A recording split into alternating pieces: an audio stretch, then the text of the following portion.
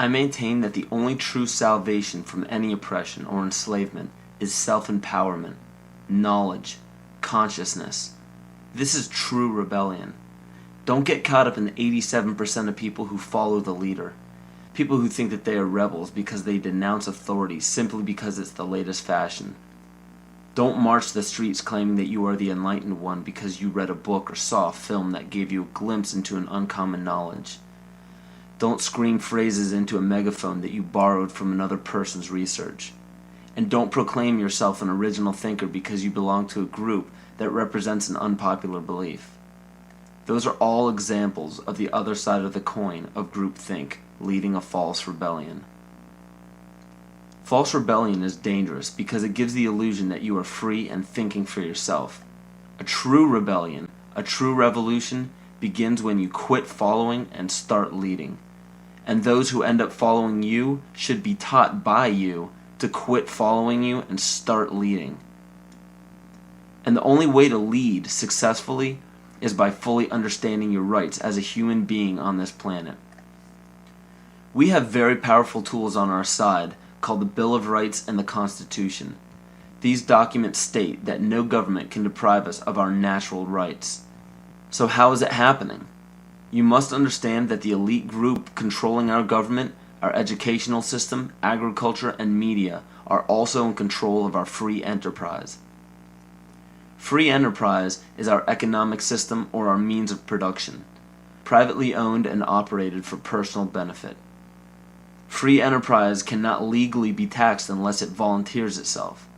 The reason why income tax seems inescapable is because most every job on the planet requires you to sign a number of documents with fancy wording stating that you are agreeing to be a representative of a corporation or entity.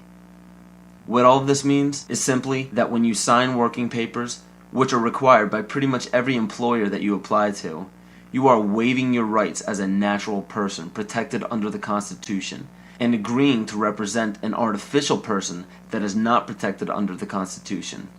It's difficult to avoid because if you do not sign the document waiving your rights, you won't get the job.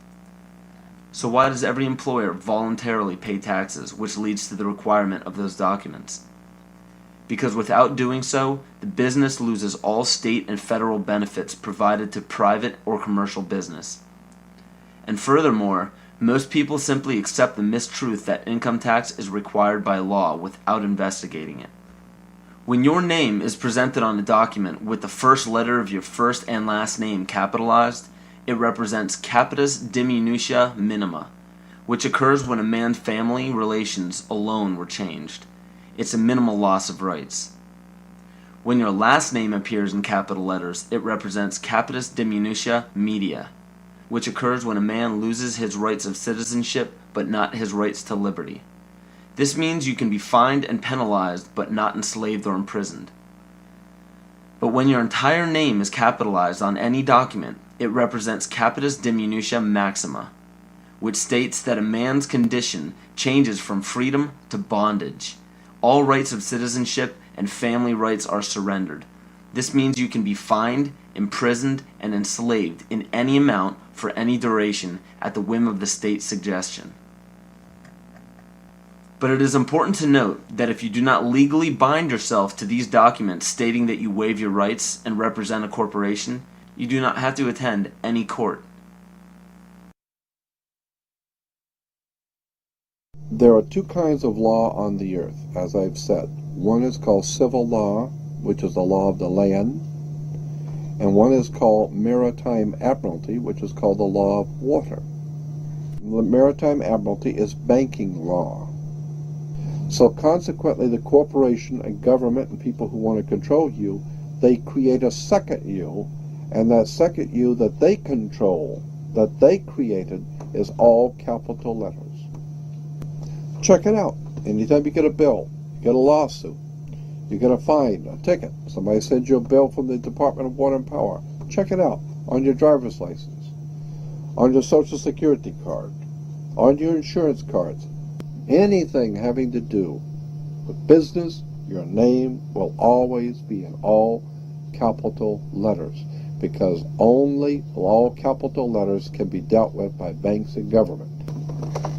You need to wake up and find out how this stuff really works.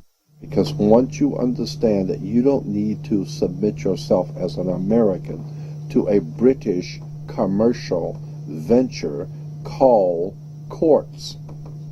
You're an American. You don't need to go to court.